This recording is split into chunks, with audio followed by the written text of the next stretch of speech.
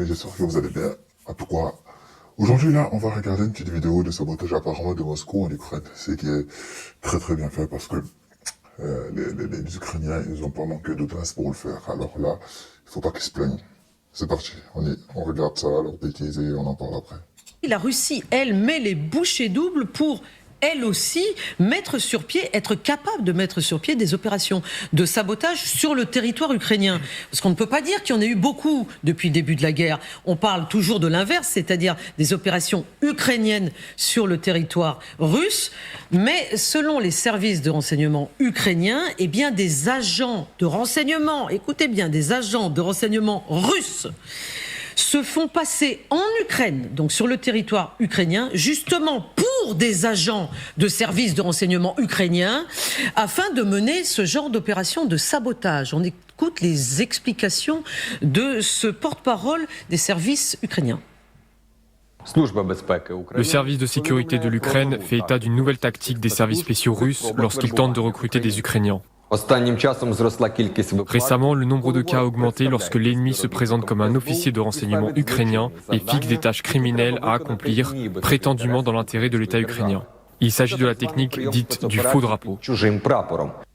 Sylvie Berman, il s'agit de la technique du faux drapeau, mais est-ce que ces techniques-là, finalement, si les Russes finissent par les développer, est-ce qu'on peut parler d'une escalade et d'un changement notable dans la stratégie russe? Parce que ça ne s'est pas fait jusqu'à aujourd'hui. Non, tout à fait. Enfin, il y a sûrement la présence, effectivement, de services... Enfin, ça ne s'est pas fait connu de nous. Peut-être que nous ne le savons pas. Alors, d'abord, pour ce qui a été évoqué tout à l'heure, il y avait avant la guerre 3 millions d'Ukrainiens qui étaient en Russie. Certains sont peut-être rentrés, d'autres sont restés. Certains sont peut-être pro-russes, mais certains doivent être encore fidèles à l'Ukraine. Et ce qui explique que ça a été le cas dans l'opération Toile d'araignée et probablement dans la région de Rostov, où ils étaient particulièrement nombreux. Maintenant, ce qui est frappant quand même, c'est que le service de sécurité, le SBU, ukrainien, une émanation du KGB. La séparation a été très tardive parce qu'en 91, ils étaient restés. En 2014, on a essayé d'en supprimer un certain nombre. Et finalement, ça s'est fait très récemment, au moment de la guerre, en 2022. Non, parce qu'il restait quand même des pro-russes. Non, un instant, on va vous donner la parole. Tout le monde va parler. Non, mais j'ai pas fini. On laisse terminer. Même eux, sur leur plateau, ils se laissent même plus la parole. C'est grave, hein. Sylvie, on vous donne la parole. Qui ont été limogés à ce moment-là. Alors, cela dit, les services de sécurité ukrainiens sont 1000 fois supérieurs aux services de sécurité russes aujourd'hui. Non, mais t'as pas honte de dire une connerie pareille, meuf. T'as pas honte de dire une connerie pareille. Elle vient quand même de dire que les services ukrainiens étaient 1000 fois plus forts que les services de renseignement russes. Mais c'est juste inadmissible d'atteindre ce genre de truc. Non mais franchement... Non, ils ne font pas preuve d'ingéniosité comme l'ont fait les Ukrainiens. Samantha. Non, je crois qu'il faut quand même relativiser. Je connais pas mal de gens dans le SBU, y compris des anciens qui étaient dans le KGB et qui ont fait le choix d'allégeance à l'Ukraine et qui ont donc aidé à créer un service de renseignement. Vous avez raison que le SBU, au début, était une émanation du KGB parce qu'il n'y avait pas de service de renseignement inévitablement. En Ukraine, parce que c'est un pays qui avait été sous l'URSS avant. Mais ceux qui ont fait le choix de rester en Ukraine, pour une grande partie, il y avait évidemment des taupes russes, mais pour une grande partie, on fait le choix pro-ukrainiens et très tôt, ils ont commencé à se débarrasser de ceux qui étaient considérés comme étant pro-russes. En 2014, beaucoup étaient partis. Il y a encore des problèmes aujourd'hui.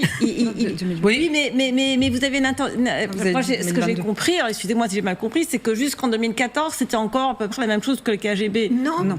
Ce que j'ai dit, c'est que petit à petit, ces personnes-là ont été éliminées, que les dernières ont été éliminées en 2022, et c'est Volodymyr Zelensky lui-même qui l'a dit. Aline Lebacremer et puis Guerguer.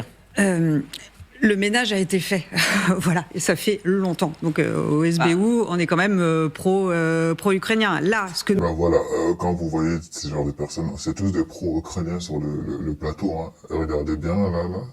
Le symbole dit le porte-parole, c'est que ça correspond très exactement à ce le drapeau ukrainien juste là.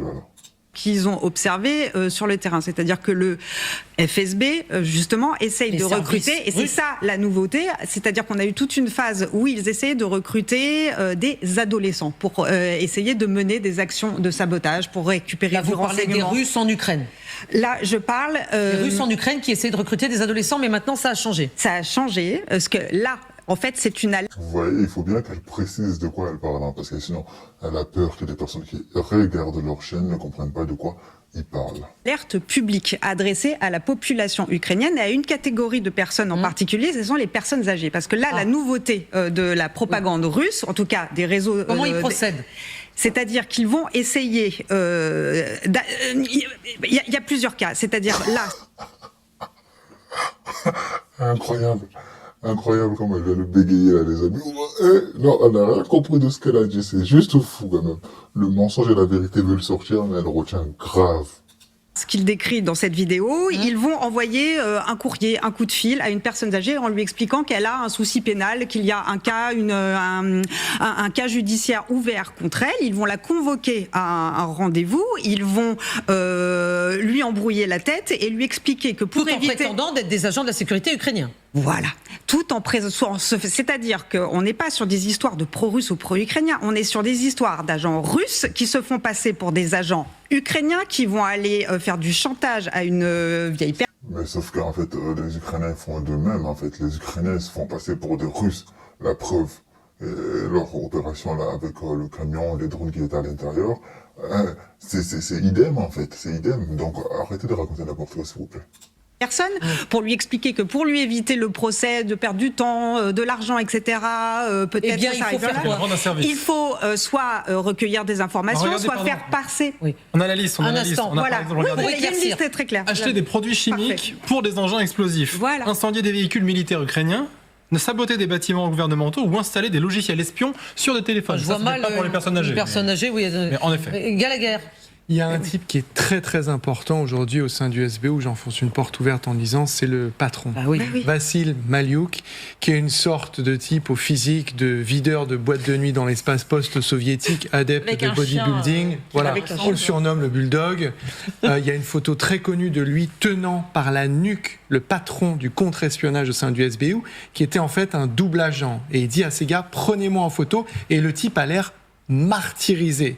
Donc en gros... Lui, il a remplacé le meilleur ami de Zelensky. Zelensky, quand il arrive au pouvoir, il avait posé. S'appelle Ivan Bakanov. Oui.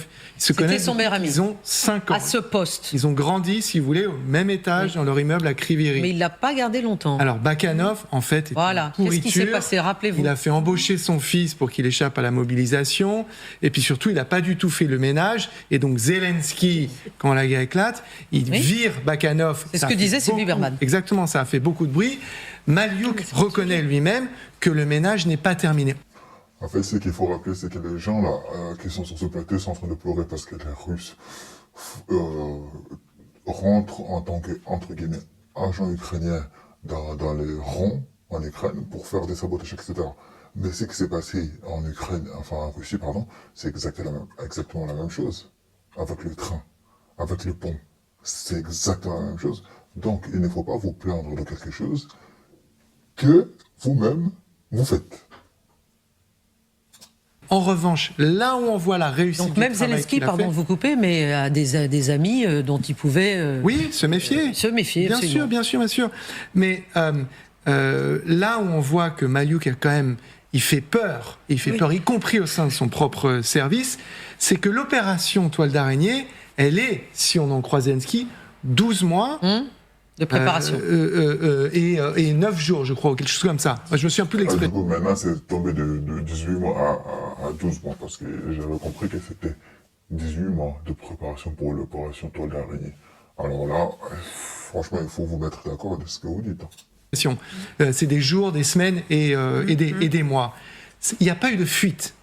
Or, sans fuite, oui, vous avez raison. Quand vous êtes bien infiltré, à un moment ou à un autre, il y a quelqu'un qui en entend parler. Et alors là, les Russes, ça aurait été urbi-orbi. On a empêché une tentative d'infiltration ukrainienne, on a arrêté tout le monde, les drones, les explosifs, les camions, etc. Or là, il n'y a pas eu de fuite. Et ça, ils peuvent quand même en être sacrément fiers.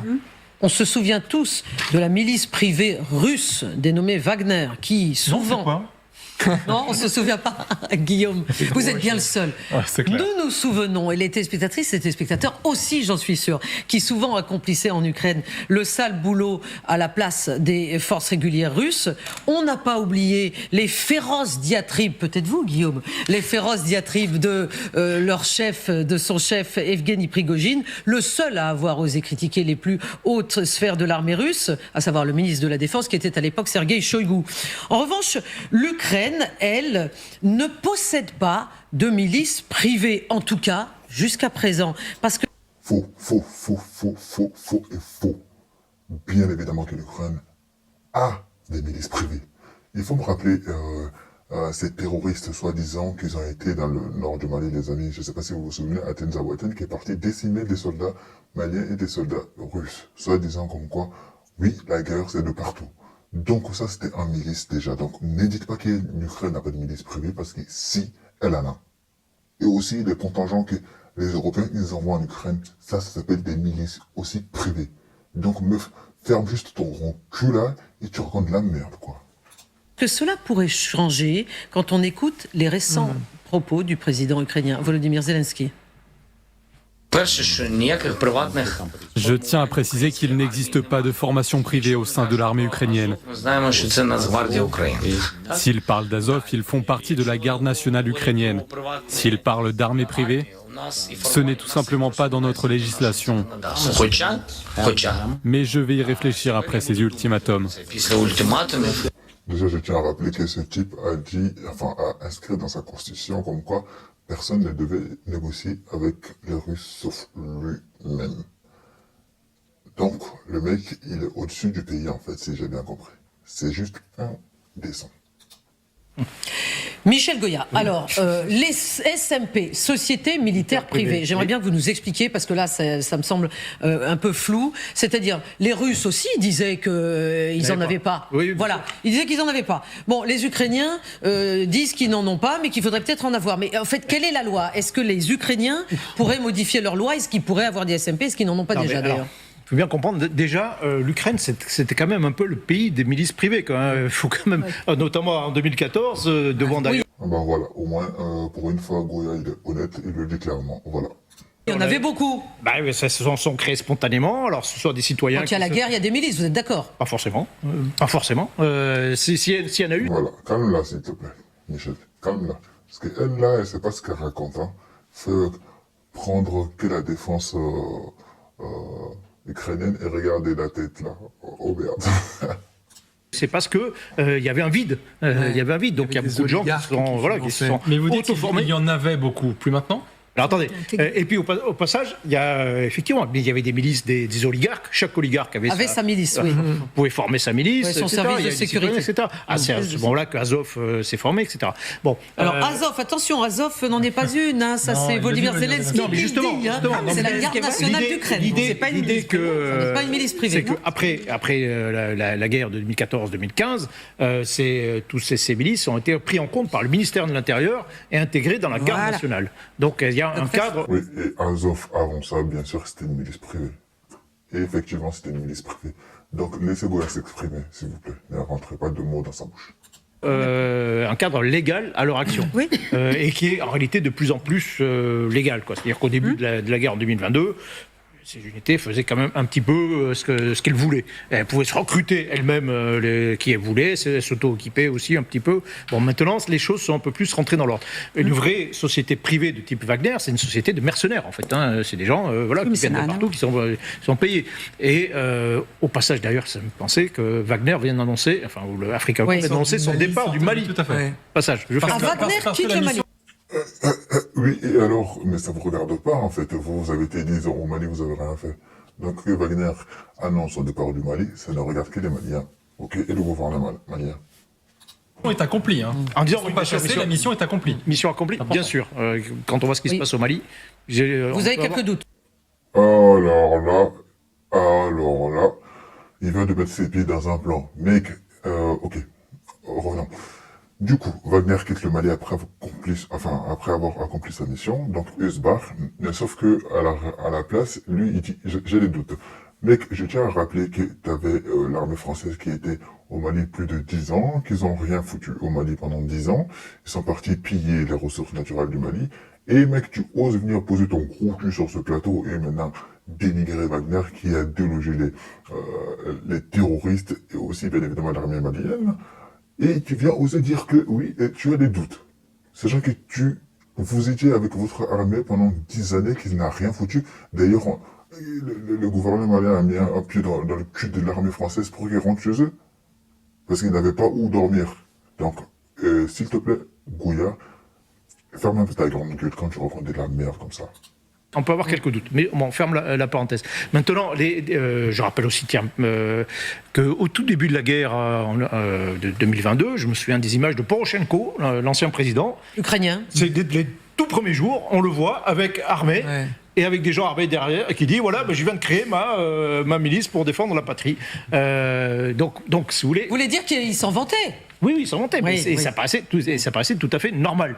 Mais pourquoi Volodymyr Zelensky, Aline Lebas-Crème, pourquoi Volodymyr Zelensky aujourd'hui dit cela? Alors, pourquoi il dit cela? Parce que c'est un point précis qui a été nommé par les Russes dans le mémorandum. Donc en fait, là, Zelensky, si je puis me permettre, il y a beaucoup de second degré. Ce qu'il est en train de nous dire, c'est qu'il ne va pas se soumettre à un diktat de Moscou qui lui dit, dans le mémorandum élaboré, envoyé en Turquie, il y a quelques jours. Il y a quelques jours, il est question, entre autres points insupportables pour l'Ukraine, l'irruption de cette histoire de milice privée. Donc en fait, ce que dit Volodymyr Zelensky là, il dit non aux Russes, mais d'une manière générale. Mais il n'a pas d'intention sérieuse que d'aller travailler la Constitution, la loi, etc. pour créer des milices privées. C'est pas au programme. C'est une façon de dire on n'accepte pas les ultimatums du des mémorandum. Vous allez le faire, vous allez accepter les ultimatums. Soit vous le faites, soit il y a plus de missiles de Rochnik qui va s'abattre sur vous. C'est aussi simple que ça. Bon, allez, ciao les gars.